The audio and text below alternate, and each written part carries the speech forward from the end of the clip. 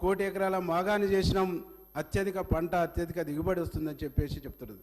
అధ్యక్ష, మా నల్గొండ జిల్లాలో నా నియోజకవర్గానికి సంబంధించి తెలంగాణ రాష్ట్రం ఏర్పడి గడిచిన 10 సంవత్సరాలలో మూసి మురికి నీళ్లు తప్ప సొక్క నీళ్లు, గోదావరి నీళ్లు కానీ కృష్ణా నీళ్లు కానీ సొక్క నీళ్లు ఇంచు భూమికి వచ్చినటువంటి దాఖలాలు లేవని చెప్పేసి ఈ సందర్భంగా నీకు తెలియజేస్తా ఉన్నది.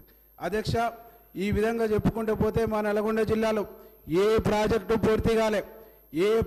పూర్తి కాలే గడిచినటువంటి రాజశేఖర రెడ్డి గారి ప్రభుత్వంలో ప్రారంభమైనటువంటి ప్రాజెక్టులు కూడా ఒక్కటి కూడా పూర్తి చేసినటువంటి దాఖలాలు లేవు. ఇట్లా నీటి రంగంలో కూడా ఘోరంగా దుర్మార్గంగా మోసం చేశారు. దక్షిణ తెలంగాణనైతే పూర్తిగా ఎడారి చేశారు. దక్షిణ తెలంగాణ పైన వివక్షత చూపిననేటువంటిది ఈ సందర్భంగా నేను గుర్తు చేస్తా ఉన్నా అధ్యక్ష.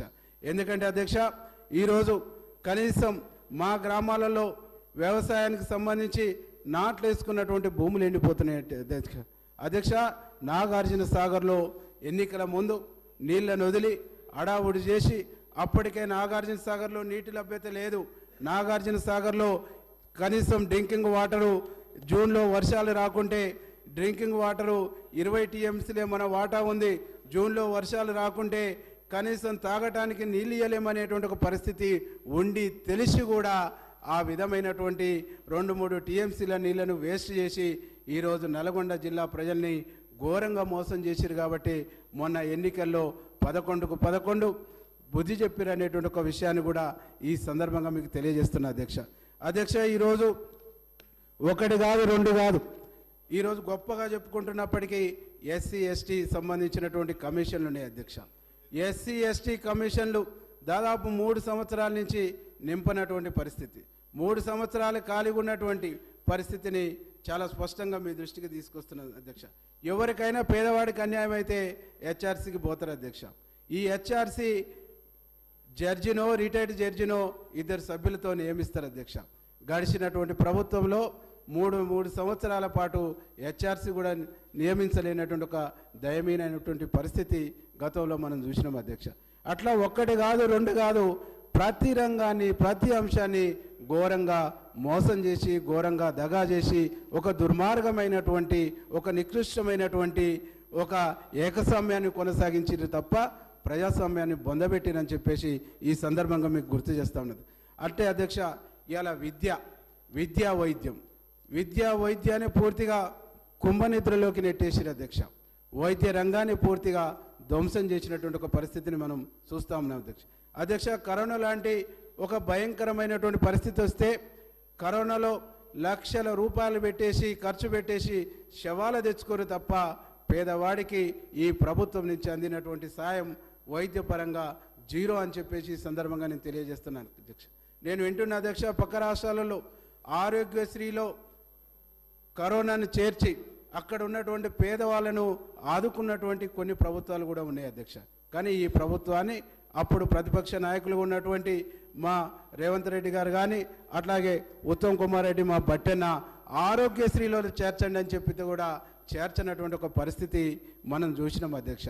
ఈరోజు మనం వైద్య రంగానికి సంబంధించి ఇక్కడ బిల్డింగు అక్కడ బిల్డింగు 1000 పడకల హాస్పిటల్ 100 పడకల హాస్పిటల్ అని చెప్పేస్తే ఈరోజు అందులో నియామకాలు లేకుండా డాక్టర్లను నియమించకుండా స్టాఫ్ నియమించకుండా ఎట్లా వైద్యం జరుగుతుందో ఒక ఆలోచన చేయవలసినటువంటి అవసరం ఉంది అధ్యక్ష. ఈరోజు ఇట్లా చెప్పుకుంటూ పోతే ఒక్క రంగం కాదు అధ్యక్ష, అన్ని రంగాల్ని అన్ని విధాలుగా ధ్వంసం చేసినటువంటి ఒక పరిస్థితి అధ్యక్ష. ఈరోజు అదొక భాగం అయితే ఈరోజు ఉద్యమంలో పాల్గొన్నటువంటి వాళ్ళు ఉద్యమకారుల్ని అనేక రకాలుగా వేధించినటువంటి పరిస్థితి, అనేక రకాలుగా ఇబ్బంది పెట్టినటువంటి ఎవరి మీద గౌరవం లేదు అధ్యక్ష. తెలంగాణ ఉద్యమం అంటే తెలంగాణ అంటే ఇక్కడ సబ్బండ వర్గాలు సబ్బండ కులాలు సబ్బండ వేదికలు పనిచేసినటువంటి ఒక పరిస్థితి ఉంది అధ్యక్ష. ఆ పరిస్థితుల్లో గద్దర్ లాంటి ఒక గొప్ప వాగ్దేయకారుడు, గద్దర్ లాంటి గొప్ప ఉద్యమకారునికి ఘోరమైనటువంటి అవమానం జరిగినటువంటి ఒక విషయాన్ని ఈ సందర్భంగా నేను ప్రస్తావిస్తున్నా అధ్యక్ష. నేను చిన్నప్పుడు నేను చదువుకుంటున్నప్పటి నుంచి చూసిన అధ్యక్ష, గద్దర్ అన్న తెలంగాణ ఐక్యవేదిక, తెలంగాణ జనసభ, తెలంగాణ సంఘర్షణ సమితి అనేక వేదికల ద్వారా తెలంగాణ సమాజాన్ని చైతన్యవంతం చేసినటువంటి వ్యక్తి గద్దర్ గారు. తెలంగాణ సమాజాన్ని చైతన్యపరిచినటువంటి వ్యక్తి గద్దర్ గారు. అట్లాంటి గద్దరనను ఘోరంగా అవమానించినటువంటి పరిస్థితి.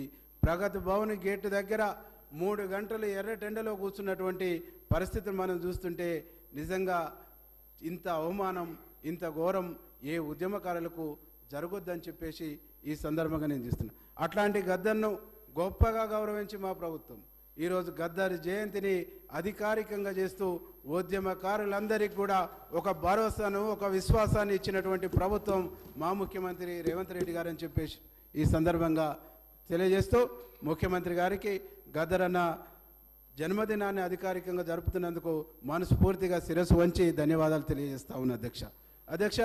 ఇట్లా ఒక్కటి కాదు అధ్యక్ష, ఈరోజు ఉద్యమంలో పాల్గొన్నటువంటి వాళ్ళు చాలామంది యూనివర్సిటీ వాళ్ళు కలుస్తుంటారు అధ్యక్ష. రాజారాం లాంటి వాళ్ళైతే ఉద్యమ జేఏసీని నడిపినటువంటి వాళ్ళు.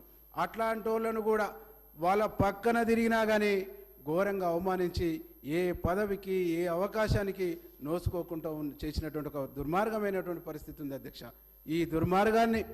ఈ దుర్మార్గమైనటువంటి పాలన అంత మోదించాలని చెప్పేసి ఈరోజు ప్రజాపాలన వచ్చింది, ప్రజాప్రభుత్వం ఏర్పడ్డదని చెప్పేసి ఈ సగర్వంగా చెప్తా ఉన్నా అధ్యక్ష.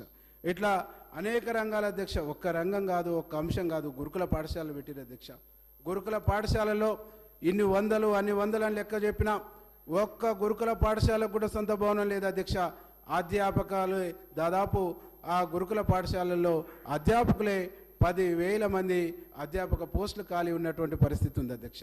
ఇంత దయనీయమైనటువంటి పరిస్థితుల్లో 10,000 అధ్యాపక పోస్టులు ఖాళీలు ఉంటే బీదవాళ్ళు, ఎస్సీలు, ఎస్టీలు, బీసీలు ఏ విధంగా చదువుకోవాలో ఒక ఆలోచన చేయమని చెప్పేసి మేము అడుగుతామని అధ్యక్ష. ఇంత దుర్మార్గాలు చేసిన అన్ని వ్యవస్థలను ధ్వంసం చేసిన వీరిని ఈ ప్రజలు ఏమనుకుంటున్నారు అనేటువంటి ఆలోచన అర్థం లేకుండా ఈరోజు అడ్డగోలుగా మాట్లాడుతున్నటువంటి ఒక తీరు చూస్తుంటే నిజంగా ఆశ్చర్యం వేస్తుంది అధ్యక్ష. ఇంకా అనేక అంశాలు ఉన్నాయి అధ్యక్ష, అనేక విషయాలు ఉన్నాయి అధ్యక్ష. కానీ వీరి గురించి ఎంత మాట్లాడినా తక్కువనే అనిపిస్తుంది అధ్యక్ష. దాంతోపాటు ఈరోజు ఉద్యోగ నియామకాల్లో చాలా అవకతవకలు అధ్యక్ష. దాదాపు పేపర్ లీకేజీలు మనం చూసినాం అధ్యక్ష. కనీసం ఎగ్జామ్ పేపర్ దిద్దలేనటువంటి దయనీయమైనటువంటి పరిస్థితి అధ్యక్ష.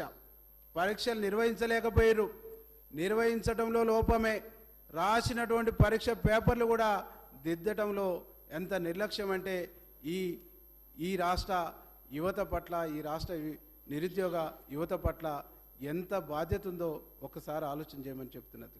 ఇంత బాధ్యత రహితంగా వ్యవహరిస్తున్నటువంటి వీరిని ప్రజలు ఈసడించుకున్న, ప్రజలు తిరస్కరించిన, ఇంకా ఆలోచన మారకుంటే ఎట్లా అని చెప్పేసి నాకు అప్పుడప్పుడు వాళ్ళని చూస్తే జాలేస్తుంది అధ్యక్ష. ప్రభుత్వ యూనివర్సిటీలని ఘోరంగా ధ్వంసం చేశారు. ప్రభుత్వ యూనివర్సిటీలు ధ్వంసం చేసి ఈరోజు ప్రైవేట్ యూనివర్సిటీలకు అడ్డగోలుగా పర్మిషన్ ఇచ్చారు అధ్యక్ష. ఎవరికి వచ్చినాయి అధ్యక్ష ప్రైవేట్ యూనివర్సిటీలు? ఎవరి ప్రయోజనాలు అధ్యక్ష? ఉద్యమం చేసినా